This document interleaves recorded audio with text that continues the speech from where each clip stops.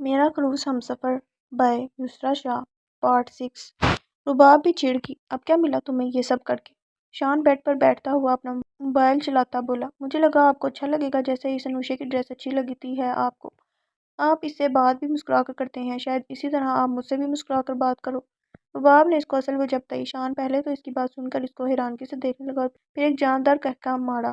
رباب نے اس کو پہلی دفعہ اس طرح ہنستے دیکھا تھا اور حیران ہوئی کہ اتنے سیریس ماحول میں ایسا کیا ہو گیا کہ اس کو ہنسی آ رہی ہے۔ دیکھو رباب، شان نے اپنی ہنسی روکتے ہوئے کہا، تم جیسی ہو ویسی ہی رہا کرو۔ ہر کسی کا اپنا انداز ہوتا ہے، اپنی پرسنالٹی ہوتی ہے۔ کسی اور کی نقل کرنے کی کوشش کرو گی تو اس کی پرسنالٹی حاصل کرنے سے تو رہ ہی جاؤ گی، بلکہ اپنی پرسنالٹی بھی کھو دو گی۔ شان نے اس کو تحمل سے سمجھایا، مطلب میں جیسی ہوں ویسی ہی آپ کو پسند ہوں؟ رباب کے سوال پر شان مسکرایا۔ کپڑے چینج کر لو، میں آتا ہوں ایک ضروری کال کر کے، شان نے مسکراتے ہوئے کہا اور کمرے سے باہر چلا گیا۔ تو سنو وائٹ نے ایک اور سبق سیکھا کہ جیسی ہو ویسی ہی رہو۔ جادو کرنی ہو ڈائن کے جادو کا اثر ختم ہوتا محسوس ہو رہا ہے، کروز نرم پڑنے لگا ہے۔ رباب سوچتی ہوئی ڈریس چینج کرنے لگی۔ شان کمرے میں آیا تو اس کو رباب کہیں نہیں دکھی۔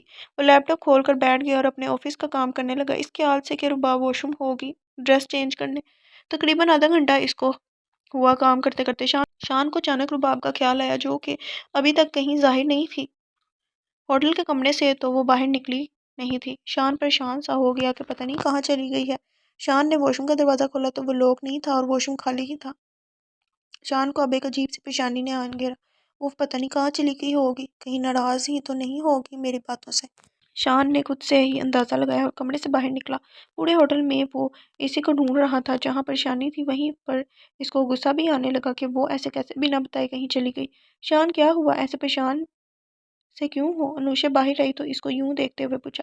رباب پتہ نہیں کہاں گئی ہوئی ہے، کہیں مل نہیں رہی۔ شان نے پریشانی سے ادھر ادھر نظریں گھماتے کہا، کہیں باہر گھومنے گئی ہوگی، شاپنگ وغیرہ پہ۔ نہیں، وہ اکیلی باہر نہیں جاتی یار۔ شان اب اکتا چکا تھا۔ اچھا تم ٹینشن نہ لو، اس کی کوئی پک ہے تمہارے پاس؟ انوشا نے اس سے پوچھا۔ پکچر؟ ہاں ہے پک، رکو۔ شان نے سوچا اور موبائل میں ایک پکچر تلاش کرنے لگا، جو کہ ایک سیکرٹ فولڈر میں رکھی ہوئی تھی۔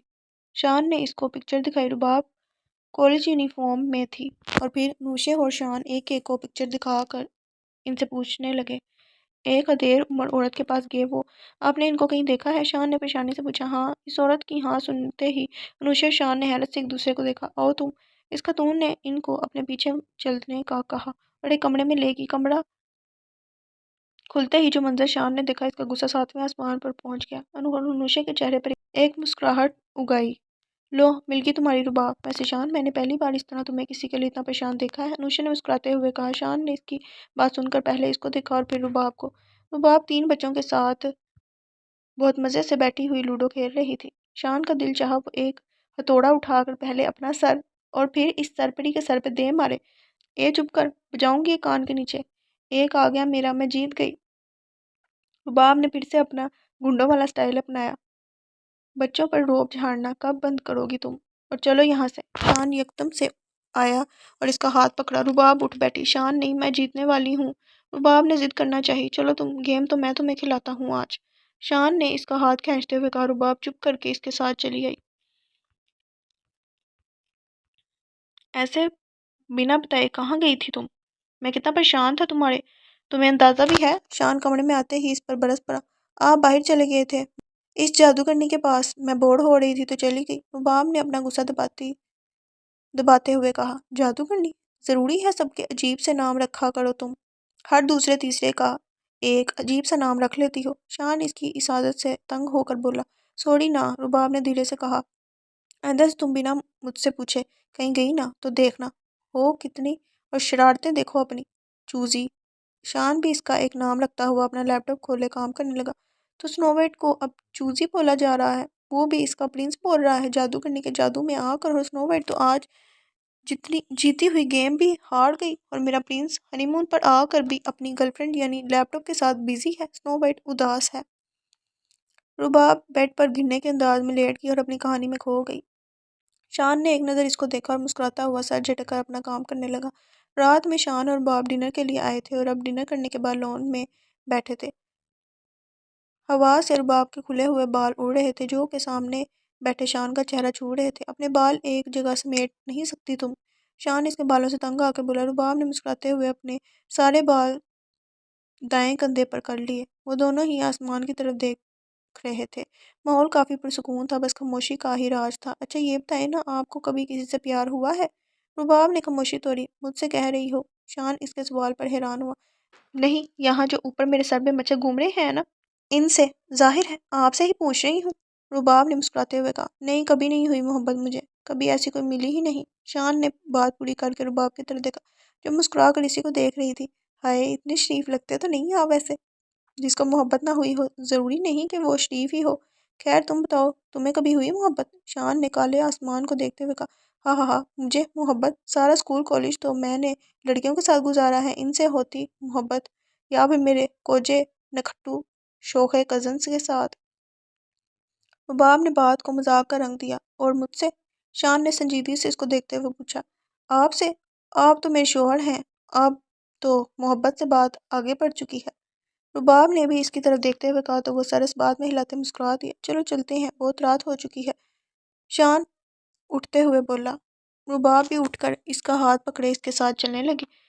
رباب صبح اٹھی تو بیڈ پر شان کو نہ پا کر وہ ادھر ادھر دیکھنے لگی۔ ایک خیال کے تحت وہ انوشے کے کمرے کی جانب بڑھی۔ شان اور انوشے دونوں کمرے کے باہر کھڑے تھے۔ شان کی پشت رباب کی طرف تھی اور انوشے کے چہرہ اس کو صاف دکھ رہا تھا۔ انوشے شان کا ہاتھ تھامے کھڑی تھی اور مسکرا رہی تھی۔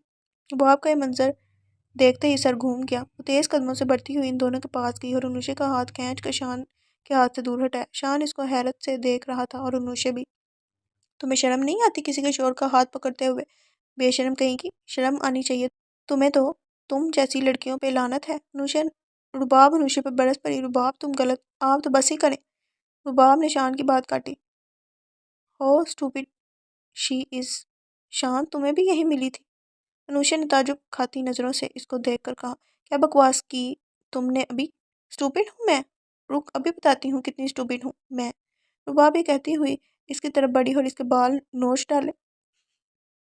انوشے اپنے بال چھڑوانے کی کوشش کرنے لگی۔ شان بھی رباب کو دور ہٹانے لگا پر اس پر تو جیسے بھوت سوار ہو چکا تھا۔ جانتی نہیں ہو رباب کو تم ایسا سبق سکھاؤں گی نا کہ شان کے پاس آنے سے پہلے 10 منٹ پر سوچو گی۔ رباب نے اس کو دیوار سے لگا لیا اور اس کی گردن پہ اپنا بازو رکھ لیا۔ ہوٹل کے کچھ لوگ وہاں جمع ہو گئے تھے۔ شان نے شرمندگی سے اپنے چہرے پر ہاتھ پھیرا اور ان دونوں کو دیکھا جو جنگلی بلیوں کی طرح لڑ رہی تھی۔ تم جیسی جاہل عورت اور کر بھی کیا سکتی ہے، چھوٹے شہر کی بد دماغ لڑکی۔ انوشے کی بات سنتے ہی رباب نے اس پر ہاتھ اٹھانا چاہا۔ شان نے اس کا ہاتھ روکا اور بازو سے پکڑ کر کمرے میں لے جانے لگا۔ چھوڑوں گی نہیں میں تمہیں، جادو کرنی کہیں کی۔ رباب پیچھے منہ کر کے ابھی بھی اس کو سنائی جا رہی تھی، اسٹوپڈ گرل، جاہل۔ انوشے لوگوں کی بھیڑ کو دیکھتی ہوئی کمرے میں چلی گئی۔ شان نے کمرے میں آ کر دروازہ لاک کر دیا۔ شان غصے سے لال پڑ رہا تھا کیونکہ آج جو رباب نے کیا تھا وہ اس کی برداشت سے باہر تھا۔ تمہارا دماغ تو ٹھیک ہے، اتنا تماشا کرنے کی کیا ضرورت تھی وہاں، ایک بار میری بات تو سن لیتی۔ شان نے اس کا بازو ایک جھٹکے سے چھوڑ کر غصے میں کہا۔ کیوں نہ کرتی تماشا، آپ کو بھی شرم آنی چاہیے۔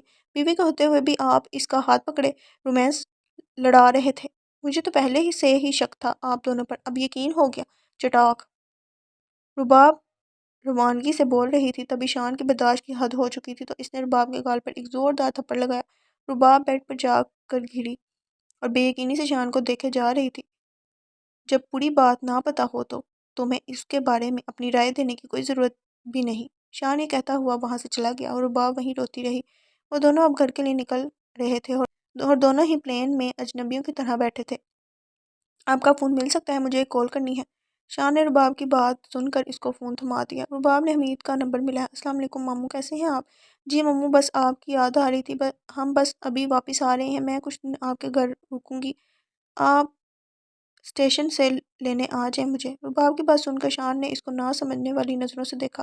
رباب نے اللہ حافظ کہہ کر فون کاٹ دیا اور شان کو دیا۔ یہ کیا کہا ابھی تم نے انکل سے؟ تم گھر جاؤ گی اپنے؟ ہاں میں کچھ دن وہیں رکوں گی، رباب نے بے نیازی سے کہا۔ دیکھو رباب، ابھی گھر چلو، پھر میں تمہیں خود چھوڑ دوں گا تمہارے گھر، اور سوری جو ہوا غصے کی کیفیت میں ہوا۔ شان اپنی غلطی پر شرمندہ ہوا۔ میں نے اب ماموں جان کو کہہ دیا ہے، منع نہیں کروں گی اب، رباب نے لاپرواہی سے کہا۔ شان خاموش ہو کر بیٹھ گیا۔ رباب حمید کے گھر پر تھی اور اپنے کمرے میں بیڈ پر لیٹی ہوئی شان کے بارے میں سوچے جا رہی تھی۔ شاید مجھے ان کی بات سن لینی چاہیے تھی، پر کتنا سنتی، وہ جھوٹ بھی تو بول سکتی ہیں نا، ان دونوں کا چکر تو تھا ہی۔ اور شان نے تو حد کر دی، اس جادو کرنے کی وجہ سے مجھے تھپڑ مار دیا۔ اب سنو وائٹ اس شخص کے ساتھ نہیں رہے گی، بس بہت برداشت کر لیا، نہیں ہوتا اب مجھ سے اور۔ باپ سوچتی ہوئی حمید کے کمرے میں گئی۔ ماموں جان میں آ جاؤں؟ باپ نے دروازہ نوک کر کے پوچھا۔ ہاں بیٹا آ جاؤ نا، پوچھ کیوں رہی ہو؟ حمید نے مسکرا کر کہا اور اپنے حساب کتاب والی ڈائری ٹیبل پر رکھ دی۔ آپ سوئے نہیں ابھی تک ماموں جان؟ باپ نے ان کے سامنے پڑی کرسی پر بیٹھتے ہوئے کہا۔ ہاں بس کام تھا، اسی میں مصروف تھا، تم بتاؤ یہاں کیسے، کچھ چاہیے تھا بیٹا؟ حمید نے مسکراتے ہوئے کہا۔ ماموں میں آپ سے ایک بات کہوں، کیا آپ مانو گے؟ جی کہو نا بیٹا۔ ماموں مجھے شان سے طلاق چاہیے۔ باپ کی بات سنتے ہی حمید حیران ہو گئے۔ بیٹا آپ یہ کیا کہہ رہے ہو؟ کوئی جھگڑا ہوا ہے آپ دونوں میں؟ دیکھو اگر ایسا ہے رباب تو اتنی چھوٹی باتوں پر اتنے بڑے فیصلے نہیں کرتے، تحمل سے بھی مسئلہ حل ہوتا ہے۔ حمید نے اس کو سمجھانا چاہا۔ ماموں نہیں، کوئی چھوٹی بات نہیں، بات کافی زیادہ بڑی ہے۔ چھوٹی باتیں تو میں برداشت کر لیتی ہوں، بات بڑی ہے تبھی یہ فیصلہ کیا ہے۔ رباب زمین پر نظریں ٹکاتی ہوئی بولی۔ ایسی کیا بات ہے آخر؟ ماموں میں اس بات کا ذکر نہیں کرنا چاہتی، بس آپ اتنا جان لیں کہ انہوں نے مجھ پر ہاتھ اٹھایا ہے۔ رباب کی بات سن کر حمید پریشان ہو گئے۔ رباب ان کے سینے سے لگ گئے، رونے لگی۔ ماموں آپ نے ہمیشہ کہا ہے کہ آپ میرے ابو کی جگہ ہیں، آج کیا میرے ابو ہوتے تو وہ سب چپ چاپ بیٹھے دیکھ رہے ہوتے یہ سب؟ رباب روتی ہوئی بولی۔ بیٹا جو تم چاہو گی وہی ہوگا، حمید اس کے سر پر ہاتھ رکھتے ہوئے بولے۔ شان کو آج نیند نہیں آ رہی تھی کیونکہ کوئی آج ٹی وی چلا کر رات کے 2 بجے مارننگ شو دیکھنے والی موجود نہیں تھی۔ شان کو اس کی کمی کا احساس ہوا تو اس نے خود ہی ٹی وی چلا دی اور سونے کی کوشش کرنے لگا۔ اتنی دیر میں اس کا فون بجا۔ حمید انکل اس وقت کیوں کال کر رہے ہیں؟ شان نے موبائل اسکرین پر دیکھتے ہوئے سوچا اور کال اٹینڈ کی۔ السلام علیکم انکل۔ وعلیکم السلام شان، تم سے ایک ضروری بات کرنی تھی، اس وقت سب خیریت ہے نا انکل؟ شان نے اپنی واچ میں ٹائم دیکھتے ہوئے کہا جہاں 3 بج رہے تھے۔ میں کل کراچی آ رہا ہوں، پھر صبح ہی بات ہوگی تم سے، اللہ حافظ۔ حمید نے کال کاٹ دی۔ اب تو کوئی تماشا نہیں کر دیا اس چوزی نے، شان نے اقتدار سے سوچا اور پھر سے سونے لگا۔ السلام علیکم حمید انکل، کیسے ہیں آپ؟ شان آ کر حمید سے ملا، وہ کب سے اس کا ویٹ کر رہے تھے، پر شان آفس تھا تو اس وجہ سے اس کو تھوڑی دیر ہو گئی۔ وعلیکم السلام۔ حمید صاحب کے چہرے پر سختی صاف دکھی شان کو۔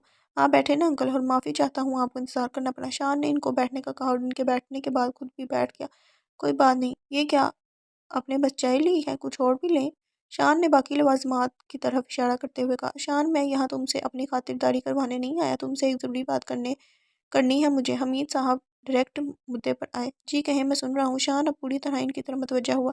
دیکھو شان، مجھے نہیں پتا کہ تم دونوں کے بیچ میں کیا چل رہا ہے، غلطی کس کی ہے، پر غلطی تمہاری ہو یا رباب کی، تمہیں اس پر ہاتھ نہیں اٹھانا چاہیے تھا۔ حمید صاحب نے شان کے چہرے کو دیکھتے ہوئے کہا، جو کہ اب غصے سے لال پیلا ہو رہا تھا۔ انکل آپ کو رباب نے پتہ نہیں کیا بتایا ہے، پر آپ بھی اس کو جانتے ہی ہوں گے، وہ ابھی اتنی سمجھدار نہیں ہے کہ کسی بات کو سنجیدگی سے سمجھ سکے، اور جو میں نے کیا میں نے غلط کیا مانتا ہوں، لیکن رباب کو بھی تحمل سے کام لینا چاہیے تھا، اور اب اگر رباب چاہتی ہے کہ میں اس سے معافی مانگوں تو ٹھیک، میں مانگ لوں گا اس سے معافی۔ شان نے بنا بحث کیے مسئلے کا حل نکال دیا۔ اس کو یہ لگا تھا کہ رباب اب معافی کی ڈیمانڈ کر رہی ہوگی، بات اب معافی سے زیادہ آگے بڑھ چکی ہے۔ شان، میں ہرگز نہیں برداشت کر سکتا کہ کوئی میری بیٹی پر ہاتھ اٹھائے، نہ ہی مجھے تم جیسے سمجھدار شخص سے ایسی امید تھی۔